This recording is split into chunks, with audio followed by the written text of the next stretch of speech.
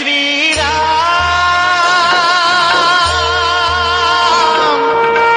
जय श्री राम, जय श्री। बोलिए सियापति रामचंद्र भगवान की जय।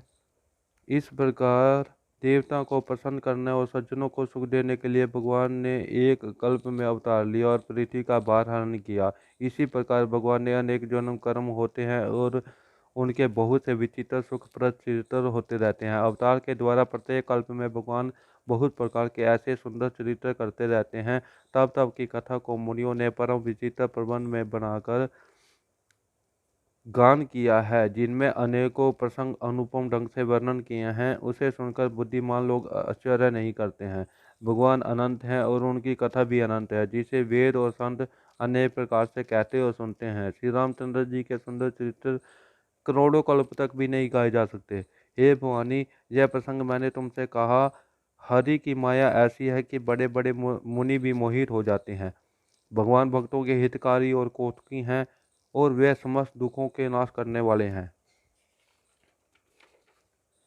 देवता, मनुष्य और मुनियों में ऐसा कोई नहीं है जिसे भगवान की प्रबल माया मोहित न करती हो। ऐसा मन में विचार कर महामाया के स्वामी श्री रामचंद्र जी का भजन करो। हे पार्वती, भगवान के अवतार का अन्य कारण भी सुनो, जिसकी विचित्र कथा विस्तार से कहता हूँ, जिस कारण से वे अजन्मा, निर्गुण और अनुपम ब्रह्म अयोध्या के राजा हुए। हे पार्वती जी, जिस प्रभु को तुमने वन में भाई लक्ष्मण सहित मुनि वेश में घूमते हुए देखा था, हे भवानी, जिनका चरित्र देखकर तुम अपनी उस पहले के सती शरीर में बावरी होशी हो गई थी और तुम्हारे ऊपर जिसकी छाया अब तक भी नहीं मिटती, इसीलिए उस ब्रह्म के रोग को नाश करने के लिए प्रभु का चरित्र सुनो।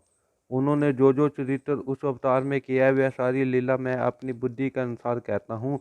जगवल्लभ जी कहते हैं कि भारद्वाज महादेव की ऐसी वाणी को सुनकर पार्वती जी सुखचाकर सब प्रेम आदर से मुस्कुराने लगी। फिर तो महादेव जी भगवान का अवतार जिस कारण से हुआ था उसका वर्णन करने लगे। वही मैं तुमसे सारी कथा कहता हूँ। हे मुनीश्वर, मन लगाकर सुनो। श्री रामचंद्र जी की कथा कलयुग के पापों को नाश करने वाली है। स्वयं भू मनु और उनकी स्त्री शत्रुरूपा, जिनसे मनुष्य की अनुपम सृष्टि उत्पन्न हुई है, उन दंपतियों में धर्म का आचरण इतना अच्छा था कि अब भी वेद उनकी लीक को गाते हैं। उनके पुत्र राजा उत्तानपाद थे। उनके बड़े पुत्र ध्रुव श्री भगवान के भक्त हुए। उनके छोटे पुत्र का नाम प्रियव्रत था, जिनकी वेद पुराण प्रशंसा करते हैं। मनु की देवहूति नाम की कन्या थी, जो कदम ऋषि से ब्याही गई, जिनके गर्भ से कृपालु आदिदेव दीन दयालु स्वामी कपिल मुनि जी जन्म लिया, जिन्होंने प्रसन्न होकर तत्व में सांख्य शास्त्र का वर्णन किया, क्योंकि वे भगवान तत्व के विचार में निपुण थे। उन मनु महाराज ने अधिक समय तक राज्य करते हुए भगवान की आज्ञा का पालन किया। जब उनको घर में रहते वृद्धावस्था आई और विषयों से वैराग्य नहीं हुआ, तो महान दुखी होकर कहने लगे कि मेरा ये जन्म तो भगवान की भक्ति के बिना व्यर्थ ही हो गया है। तब वे हठात पुत्र को राज्य दे रानी सहित जंगल को चले गए। तीर्थों में शेष नैमिषारण्य एक अत्यंत पवित्र और विख्यात तीर्थ है, जिसमें राजा साधकगण पवित्र सिद्धियों को प्राप्त करते हैं, जहाँ मुनि और सिद्धजन का समान वास करता है। राजर्षि मनु हर्षित होते हुए वहां गए और मार्ग में वे मतिधीर होकर शोभायमान लगते थे, जैसे ज्ञान और भक्ति साक्षात शरीर धारण किए हों। चलते चलते गोमती नदी के तट पर जा पहुँचे। वहाँ उन्होंने प्रसन्न हो उस निर्मल जल में स्नान किया। उसी समय वहाँ अनेक सिद्ध और ज्ञानी मुनि राजा को धर्मात्मा जानकर मिलने आए, तथा जहाँ जहाँ जो सुंदर तीर्थ थे, वह सब मुनियों ने आदर सहित करवाए। वह दुबले पतले शरीर वाले राजा मुनियों के से वस्त्र धारण किए हुए संतों की सभा में नित्य पुराण सुनने लगे। मंत्रों में श्रेष्ठ जो 12 अक्षर मंत्र ओम नमो भगवते वासुदेवाय है, उसे प्रेम सहित नित्य जपते रहते थे। उन दंपतियों का मन भगवान वासुदेव के चरणों में अत्यंत लग गया था। उस समय वे केवल शाक और कंद फल पर ही अपना आहार निश्चित किए सच्चिदानंद ब्रह्म का स्मरण करते रहते थे। फिर वे भगवान को प्रसन्न करने के लिए तप करने लगे। तब उन्होंने जल का आहार करना आरंभ किया और फल मूल छोड़ दिया। अनेक हृदय में सर्वदा यही अभिलाषा रहती है कि उन सच्चिदानंद भगवान को नेत्रों से देखे, जो भगवान गुण रहित, अखंड, अनंत और अनादि है, और जिनको परमार्थवादी ही देखते हैं, और जिनका वेद भी नेति नेति कहकर गान करते हैं, और जो अनंत स्वरूप उपमा रहित हैं, जिनकी अंश मात्र से अनेकों महादेव, ब्रह्मा और विष्णु उत्पन्न होते हैं। ऐसे भी स्वामी अपने सेवक के वश में रहकर भक्तों के हितार्थ लीला से शरीर ग्रहण करते रहते हैं। यदि वेद का यह वचन सत्य है तो मेरी अभिलाषा पूर्ण होगी। जब इस प्रकार महाराज मनु को केवल जल के आधार पर अर्थात जल मात्र पीकर 6000 वर्ष बीत गए, तत्पश्चात वे फिर 7000 वर्ष तक वायु के आधार पर ही रहे। 10,000 वर्ष तक उन्होंने उसको भी त्याग दिया और एक पांव पर खड़े होकर घोर तप करने लगे। तब ब्रह्मा, विष्णु और महादेव उनका ऐसा भारी तप देखकर उनके पास कई बार गए और बोले, वर मांगो। बहुत भांति से लुभाया, किंतु वे परम धीर डिगाने से नहीं डिगे। यद्यपि उनका शरीर सूखकर अस्थि मात्र हो रहा था, तो भी उनके मन में तनिक भी पीड़ा नहीं थी। तब सर्वज्ञ प्रभु ने उन्हें अपना दास जान और राजा रानी में तपस्वियों की सी अन्य गति को देखकर अत्यंत गंभीर और कृपा रूपी अमृतवाणी सुनाई कि वर मांगो। तब इस प्रकार जब मृत्यु को भी जिलाने वाली सुहावनी वाणी उनके कानों में छेद को पाकर हृदय में पहुंची, तो उनके शरीर में पुनः हष्ट पृष्ठ सुंदर हो गया, मानो अभी अभी घर से आए हों। जब कानों में उन्हें ऐसी अमृतवाणी सुनाई पड़ी, तो महाराज मनु का शरीर प्रेम से पुलकित और प्रफुल्लित हो गया। वे दंडवत करके बोले, उस समय उनके हृदय में प्रेम नहीं समाता था। हे सेवकों के कल्प वृक्ष और कामधेनु, आपके चरणों की धूलि की ब्रह्मा, विष्णु और शिव वंदना करते हैं। आप सेवा करने में सुलभ और सब प्रकार का सुख देने वाले और भक्तों का पालन करने वाले और चराचर जगत के स्वामी हैं। हे अनाथों का भला करने वाली, यदि आपका हम पर स्नेह है तो प्रसन्न हो यही वर दीजिए कि आपका जो स्वरूप श्री महादेव जी के हृदय में निवास करता है और जिसको जानने के लिए मुनिगण यत्न करते हैं, जो रूप काकभुसुंडी के मन रूपी मानसरोवर में हंस के समान है और जिसे सुगुण और निर्गुण कहकर वेद शास्त्र प्रशंसा करते हैं, मैं आपके उसी रूप को नेत्र भरकर देखूं। आप हमें ऐसी ही कृपा करें। तब दंपतियों के ऐसे मीठे और प्रेम रस से पूर्ण वचन प्रभु को बहुत प्यारे लगे। इस कारण भक्त वत्सल्य, कृपा निदान और विश्व में वास करने वाले प्रभु प्रकट हो गए। उन नीलकमल, लीलमणि तथा नीले नीले मेघ समान श्याम वरण प्रभु के शरीर की शोभा देख 100 करोड़ कामदेव भी लज्जित हो जाते हैं। शरद ऋतु के चंद्रमा के समान जिनके मुख की कांति थी, जिनके सुंदर गाल, ठोड़ी और शंख के समान गर्दन थी, लाल लाल होठ, सुंदर दांत और नासिका तथा चंद्रमा की किरणें को लज्जित करने वाले जिनका हास्य था, नवीन कमल के समान सुंदर जिनके नेत्र की शोभा थी, जिनकी सुंदर और चितवन सी जी को भाती थी, जिनकी भौहें कामदेव के धनुष की शोभा को हरती थी और चौड़े मस्तक पर विद्युत के समान चमकता हुआ तिलक शोभा दे रहा था, जिनके कानों में मकराकृत कुंडल, सिर पर मुकुट विराजमान था और घुंघराले बाल मानो भूरों के झुंड के समान थे। सीधी वत्स का चिन्ह हृदय पर और कंठ में सुंदर वनमाला तथा हीरे का हार और मणियों के जड़े हुए आभूषण थे, जिनकी गर्दन सिंह के समान ऊंची और कंधों पर जनेऊ शोभायमान है तथा पूजाओं में सुंदर भूषण धारण किए हुए हैं, जिनकी लंबी बाहों में बाजूबंद, कमर में तरकस और हाथ में धनुष बाण शोभायमान है, जिनका पीताम्बर बिजली को भी मात कर रहा है और पेट पर सुंदर 3 रेखाएं और मन को मोहने वाली नाभि मानो यमुनों के भंवरे की शोभा को छीन ले रही हो। फिर उनके चरण कमलों का वर्णन नहीं हो सकता है, जिनमें मुनियों के मन रूपी भौरे वास करते हैं।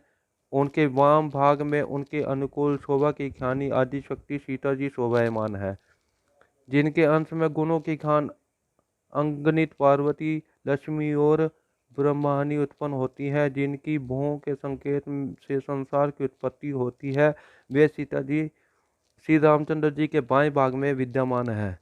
शोभा के समुद्र भगवान विष्णु के रूप को देखकर नेत्रों का पलक गिरना नहीं रुका। उस अनुपम रूप को सादर एवं प्रेम पूर्वक देते हुए मनु और शत्रुपा को तृप्ति नहीं होती थी। वे आनंद के वश होने से शरीर की दशा भूल गए और पांव पकड़कर दंड के समान गिर पड़े। तब अपने कमल के समान हाथों में उनके मस्तक को स्पर्श करते हुए करुणा के समूह प्रभु ने तुरंत ही उन्हें पृथ्वी से उठा लिया।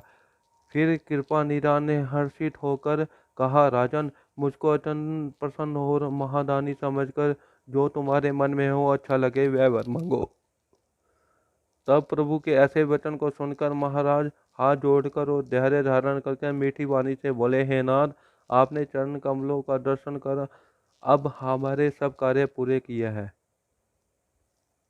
किंतु हमारे मन में एक और बड़ी लालसा है जो सुगम और अगम भी है, वह कहीं नहीं जा सकती है। गोसाई, यद्यपि आपको वह देने में अत्यंत सुगम है, किंतु मुझे अपनी कृपणता से अगम लगती है।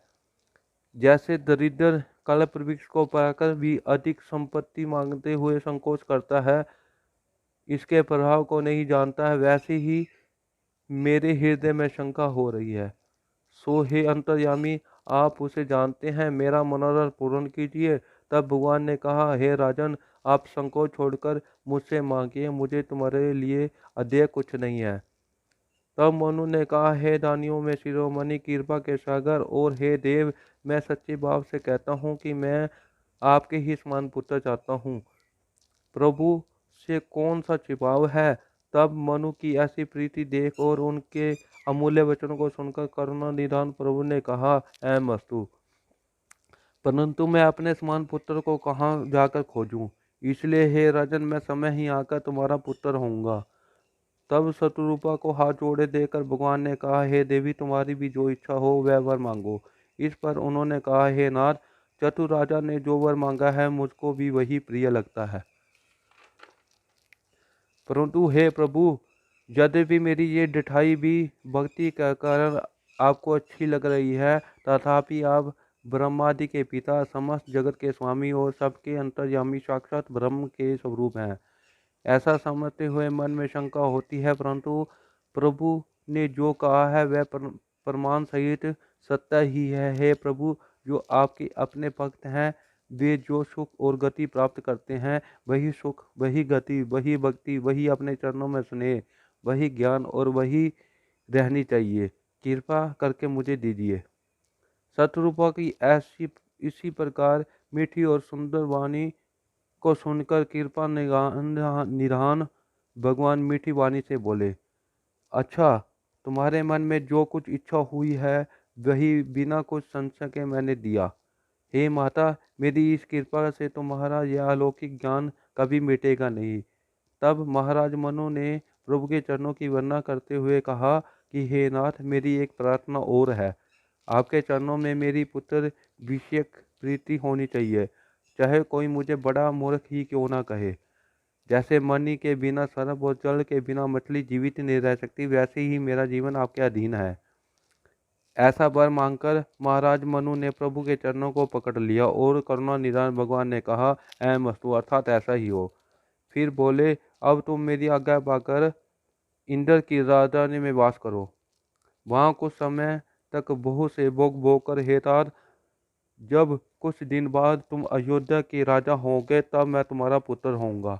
इस प्रकार मैं अपनी इच्छा अनुसार मानव शरीर धारण कर आपके घर प्रकट होऊंगा। हे तात, अपने अंशों सहित शरीर धारण कर भक्तों को सुख देने वाले चरित्र करूंगा, जिसको सुनकर भाग्यशाली मनुष्य मोह और अहंकार को त्याग कर संसार से पार हो जाएंगे। जिस आदिशक्ति ने संसार को उत्पन्न किया है वह मेरी यह माया भी अवतार लेगी। इस प्रकार मैं तुम्हारी अभिलाषा को पूर्ण करूंगा। यह मेरा परम सत्य है, सत्य है, सत्य है, सत्य है। ऐसा बारंबार कहकर कृपा निधान भगवान अंतर्ध्यान हो गए। तत्पश्चात राजा रानी कृपालु श्री रामचंद्र जी की भक्ति को अपने हृदय में धारण कर उस आश्रम में कुछ समय तक बने रहे। फिर समय पाकर अनायास ही शरीर त्याग कर अमरलोक में जा बसे। जगबल्लभ जी कहते हैं कि इस पवित्र इतिहास को श्री महादेव जी ने श्री पार्वती जी से कहा है, हे भारद्वाज, श्री रामचंद्र जी के जन्म का अब अन्य कारण सुनो। हे मुनि, अब मैं वह पवित्र और पुरानी कथा सुनो जो महादेव जी ने पार्वती जी से कही। संसार में प्रसिद्ध एक कैकेयी नाम का देश है। वहाँ सत्यकेतु नाम का राजा वास करता था। वह राजा धर्म, धनुर्धर और नीति का निदान, तेजस्वी, प्रतापी, शीलवान और बलवान था। उसके दो बड़े वीर पुत्र उत्पन्न हुए जो कि सब गुणों के घर और युद्ध में कुशल थे। उसके बड़े पुत्र का नाम प्रताप भानु था। राजा ने उसे को राजगद्दी का मालिक बनाया। दूसरे पुत्र का नाम अरिमर्दन था और वह भी महाबली तथा समर में अचल था। दोनों भाइयों में सुंदर प्रेम था और वे दोनों ही संपूर्ण दोषों और छलों की रीति से रहित थे। इसमें राजा शीघ्र ही अपने ज्येष्ठ पुत्र को राज्य दे वह समय प्रभु का भजन करने के लिए वन को चले गए। इधर जब प्रताप भानु राजा हुए तब समस्त देशों में उनकी दुहाई फिरी और वह वेदों की रीति से प्रजा का पालन करने लगे। उस समय पाप का वही लेश भी नहीं था। राजा के पास धर्मरुचि नामक एक अत्यंत राजहितकारी मंत्री शुक्राचार्य के समान था। एक तो चतुर मंत्री, दूसरे उसका भाई बड़ा ही बलवान और तीसरा वह समय बड़ा प्रतापी और रणधीर था। उसके पास अपार चतुरंगी सेना थी जिसमें असंख्य योद्धा थे जो युद्ध करने में बड़े ही वीर थे। वह अपनी ऐसी सेना को देखकर राजा बड़ा प्रसन्न हुआ। उस समय गए गए बाजे बजने लगे।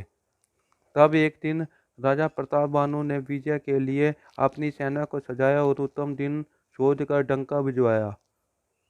यत्र तत्र अनेक लड़ाइयाँ हुई और उसके सब राजाओं को जीत लिया। उसने अपनी भुजाओं के बल से सातों द्वीपों को वश में कर लिया और दंड देकर सबको छोड़ दिया। फिर तो उस समय सारे भूमंडल में एक ही राजा प्रताप भानु का ही राज्य हो गया। उसने अपने बहुबल से समस्त संसार को वशीभूत कर लिया। फिर नगर में आया। उसे धर्म, अर्थ और काम संबंधी सभी सुख प्राप्त थे और वह यथा समय उन सब को सेवन करता था। उस समय राजा प्रताप भानु का बल पाकर पृथ्वी अत्यंत सुंदर और कामधेनु के समान हो गई थी। सब प्रजा प्रसन्न थी, किसी को कुछ भी दुख नहीं था और नर नारी सुंदर और धर्मशील थे। मंत्री धर्मसूची भगवान के चरणों में प्रीति करने वाला था। वह राजा के हितार्थ राजनीति की शिक्षा दिया करता था। राजा भी सर्वदा गुरु, देवता, संत, पितर और सब ब्राह्मणों की सेवा किया करता था। राजा के लिए जितने धर्म वेदों ने वर्णन किया है उन सब को राजा आदर सहित सुख मानकर करता था और प्रतिदिन विधि विधान से दान देते हुए उत्तम वेद और पुराणों को सुना करता था। उसने अनेक बावली, कुएं, तालाब, पुष्प वाटिका, सुंदर बगीचे और बाग, ब्राह्मणों के लिए भवन और वेद मंदिरों तथा सब तीर्थों को बहुत विचित्र ढंग से सुंदर बनवाया था। इस प्रकार जहाँ तक वेद और पुराणों ने यज्ञ आदि बताए हैं उन सब को एक एक करके राजा प्रताप भानु ने प्रसन्नता सहित हजार हजार बार किया था। उसके मन में फल की कुछ भी इच्छा नहीं थी क्योंकि वह राजा बड़ा ही ज्ञानी और बुद्धिमान था। इस कारण उसने जितने धर्म कर्म होते थे उन सबको वह वासुदेव के लिए ही अर्पण किया करता था। एक बार राजा उत्तम घोड़े पर चढ़कर और शिकार का साज सजाकर विंध्याचल के नगर के गहन वन में गया और वहां पहुंचकर उसने बहुत से पवित्र मृगों को मारा। वन में फिरते उसने एक बारह को देखा, मानो रहु चंद्रमा को ग्रास करने वन में जा छिपा हो, किंतु बड़ा होने से मुख में नहीं समाता, परंतु क्रोध के वश में उसे उगलना भी नहीं चाहता था। उसके विकराल दांतों की शोभा का मैंने वर्णन नहीं किया है। उसका शरीर बहुत बड़ा और अधिक मोटा था। घोड़े की आहट पाकर गुरगुराता हुआ शुकर चकित हो कान उठा उठाकर राजा को ओर देखने लगा। तब उस नीले पर्वत के शिखर के समान बड़े शुकर को देखकर राजा ने घोड़े की चाबुक लगाया और शुकर को ललकार कर कहा कि तेरा अब निर्वाह होना कठिन है। घोड़े को शीघ्रता से आते हुए देख उसके टापों का अधिक शब्द सुनकर शुकर वेगपूर्वक से भाग चला। उसे भागते देख राजा ने झट बाण चढ़ाया और सूअर पृथ्वी पर सट गया। राजा ने बहुत ताक झाँक करके तीर चलाए, किंतु सूअर ने छल करके शरीर को बचा लिया। कभी प्रगट कभी छिपता और वह बहुत तेज गति से भागने लगा। राजा भी क्रोधवश उसके पीछे लगा हुआ चला गया। सूअर बहुत दूर गहन वन में चला गया, जहाँ की हाथी और घोड़े नहीं जा सकते थे। इस प्रकार राजा वन में अकेले पहुँचे और बहुत क्लेश पाने लगे। फिर भी उन्होंने सूअर का पीछा नहीं छोड़ा। सूअर ने देखा कि राजा धैर्यवान है, तो भगवान भागकर पर्वत की गंभीर गुफा में जा छिपा।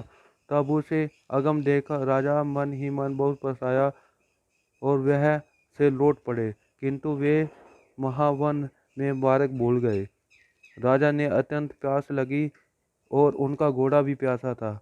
इससे वह दुखित हो प्यासा वे अत्यंत व्याकुल होकर नदी की ओर तालाब को ढूंढते हुए जल के बिना मूर्छित हो गया। इस प्रकार वन में घूमते हुए उन्होंने एक आश्रम देखा, जहाँ कापट मुनि के वेश में एक राजा रहता था, जिसका देश प्रताप भानु ने छीन लिया था और जो युद्ध में अपनी सेना को छोड़कर भाग गया था। उसने देखा कि यह समय प्रताप भानु का है कि मेरा नहीं है। इससे अपना असमय जानकर घर को नहीं गया और अपने अहंकारवश वह अभिमानी राजा प्रताप भानु से भी नहीं मिला। इस प्रकार अपना क्रोध मन में छिपाकर दरिद्र के समान तपस्वी के वेश में वह वन में वास करने लगा। अब संयोगवश महाराज प्रताप भानु उसी के समीप चले गए और उसने झट उनको पहचान लिया। राजा अत्यंत प्यासे होने के कारण उसे पहचान न सके, अपितु सुवेश देकर कोई बड़ा मुनि समझे।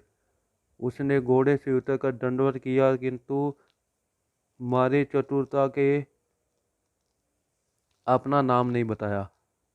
उस कपटी मुनि ने तब राजा को प्यासा देखकर सरोवर दिखला दिया।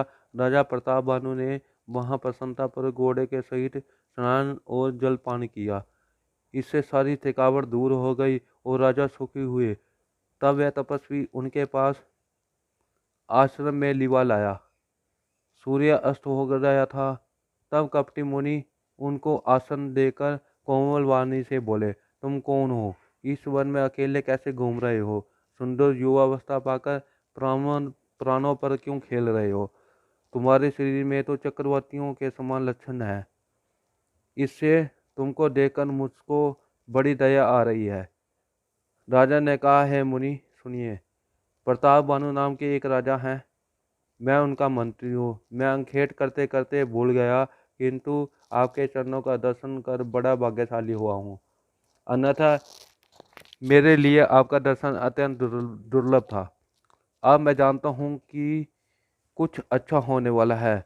मुनि ने कहा, हे तात, अंधेरा हो गया है।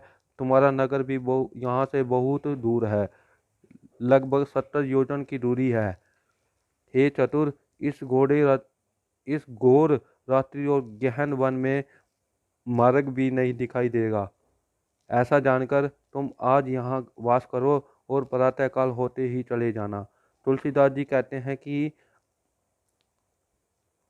भवितव्यता अर्थात होनहार जैसी होती है, उसके अनुसार ही बन जाता है।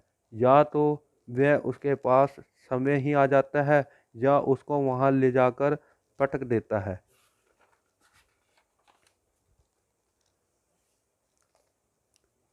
तब हे नाथ, बड़ा अच्छा है कहकर राजा आज्ञा शिरोधार्य कर घोड़े को पेड़ से बांधकर आश्रम में जा बैठा। फिर तो अनेक प्रकार से प्रशंसा करते हुए चरणों की वंदना कर अपने भाग्य को सराहने लगा। फिर सुंदरवाणी से बोले कि हे स्वामी, मैं आपको पिता के समान जानकर डिठाई करता हूँ। हे मुनि, मुझे अपना पुत्र और सेवक जानकर क्षमा करते हुए अपना नाम प्रकट कीजिए। राजा ने उसको नहीं पहचाना।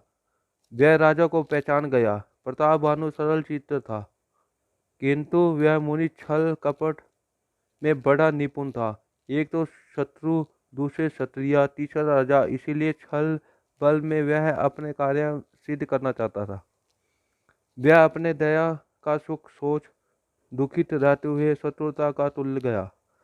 उसकी छाती कुम्हार के आमे की तरह सुलग रही थी।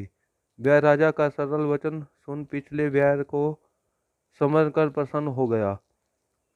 वह युक्ति पूर्वक कपट से सनी हुई मीठी वाणी से बोला, अब तो मेरा नाम भिखारी है और मैं दीनहीन भी हूँ। मेरा घर द्वार कुछ नहीं है। राजा ने कहा, जो विशेष ज्ञानी होते हैं वे आप ही के समान अभिमान रहित होते हैं। ऐसे लोग सर्वदा ही सब प्रकार से अपने को छुपाए हुए निपुण होकर भी बुरा वेश बनाए रहते हैं। इस कारण शास्त्र एवं संत को परम दरिद्र कहते हैं। वे भगवान का भक्त मानते हैं। आप जैसे दीनहीन भिखारी और गृहहीन को देकर ब्रह्मा और महादेव जी भी संदेह में पड़ जाते हैं। आप चाहे जो कुछ भी हो, मैं आपके चरणों में प्रणाम करता हूँ। हे स्वामी, अब मुझ पर कृपा कीजिए। वह राजा के प्रीति को देकर तथा अपने में उनका अधिक विश्वास देकर सब प्रकार से राजा को अपनाकर अत्यंत स्नेह प्रकट करते हुए इस प्रकार कपटी मुनि बोला, हे राजन सुनो, मैं सत्य कहता हूँ कि मुझे यहाँ वास करते हुए बहुत समय व्यतीत हो गया है। अब तक मुझे ना कोई मिला है और ना किसी को जनाया है, क्योंकि लोक बढ़ाई अग्नि के समान है। वह तपस्या को भस्म कर देती है, इसी कारण वन में आकर तपस्या करता हूँ। तुलसीदास जी कहते हैं कि सुंदर वेश देकर मूर्ख ही नहीं, बुद्धिमान मनुष्य भी धोखा खा जाता है। मयूर देखने में तो शोभायमान लगते हैं और उनकी वाणी भी अमृत के समान बहुत मीठी होती है, किंतु उनका आहार विषैला सर्पों का ही होता है।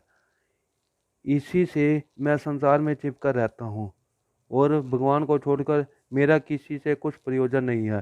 प्रभु तो बिना जनाए ही सब कुछ जान लेते हैं, फिर दुनिया को रिझाने से क्या फल सिद्ध होगा। हे पुत्र, तुम तो अंतःकरण के शुद्ध और बुद्धि में भी निर्मल हो और मुझसे तुम्हारी दृढ़ प्रीति एवं पक्का भरोसा है।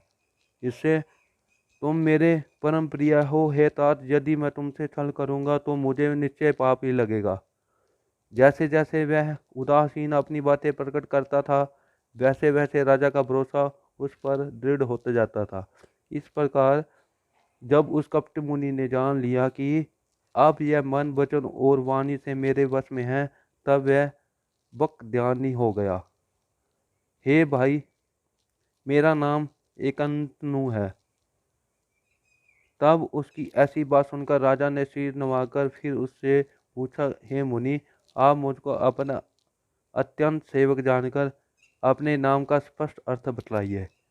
उसने कहा, जब आदि सृष्टि उत्पन्न हुई तभी से उत्पन्न हुआ हूँ। इसी से मेरा नाम एक तनु नाम पड़ा है, क्योंकि मैंने उस प्रथम शरीर के सिवा आज तक दूसरा शरीर धारण नहीं किया है। हे पुत्र, यह सुनकर आश्चर्य मत करो। तब से मुझे भी दुर्लभ नहीं है। तपस्या के बल से ही ब्रह्मा जगत की रचना करते हैं, तपस्या के प्रताप से ही विष्णु संसार को पालते हैं और तप बल से शिव जी संसार का संहार करते हैं। इसीलिए तप से संसार में कुछ कठिन नहीं है। यह सुनकर राजा को बहुत प्रेम हुआ और वह तपस्वी पुरानी कथा का वर्णन करने लगा। उसने अनेक धर्म कर्म इतिहास ज्ञान और वैराग्य का वर्णन किया। उसने सृष्टि की रचना पालन प्रलय की कहानी कही और बहुत सी आश्चर्य की बातें वर्णन की। यह बात सुन राजा तपस्वी के वश में होकर अपना नाम बताने लगा। तपस्वी बोला, मैं तुम्हारे जानता हूँ, पर तुमने जो छल किया है वह मुझे अच्छा लगा। क्योंकि हे राजन सुनो, ऐसी नीति है कि राजा लोगों को अपना नाम जहाँ तहाँ नहीं कहना चाहिए। आपकी इस चतुरता को देखकर आप पर मेरा प्रेम और भी बढ़ गया है। तुम्हारा नाम प्रताप भानु है, तुम्हारे पिता का नाम सत्यकेतु था। हे राजन, गुरु की कृपा से हमें सब कुछ ज्ञात है, पर दूसरे को नहीं कहते क्योंकि अपन अनिष्ट हो जाता है। हे पुत्र, तुम्हारी स्वाभाविक सरलता, प्रीति, नीति और निपुणता को देखकर तुम्हारे प्रति मेरी मन में ममता उत्पन्न हो गई है, जिससे तुम्हारे पूछने पर मैंने अपनी सारी यह कथा कही है। हे राजन, अब मैं तुम पर प्रसन्न हूँ, इसमें संदेह नहीं है। इसमें जो तुम्हारे मन को अच्छा लगे वह मांग लो। अब उसके ऐसे सुहाने वचन को सुनकर राजा बहुत प्रसन्न हुए। उसे मुनि के चरणों पर गिरकर अनेक प्रकार की विनती करने लगा। हे कृपा सिंधु मुनि, यदि भी आपके दर्शन से चारों ही पदार्थ मेरे हाथ में आ गए हैं, तथापि आपको प्रसन्न देकर बड़ा अगम्य वर मांगकर शोक रहित होना चाहता हूँ। बोलिए सियापति रामचंद्र भगवान की जय। जय श्री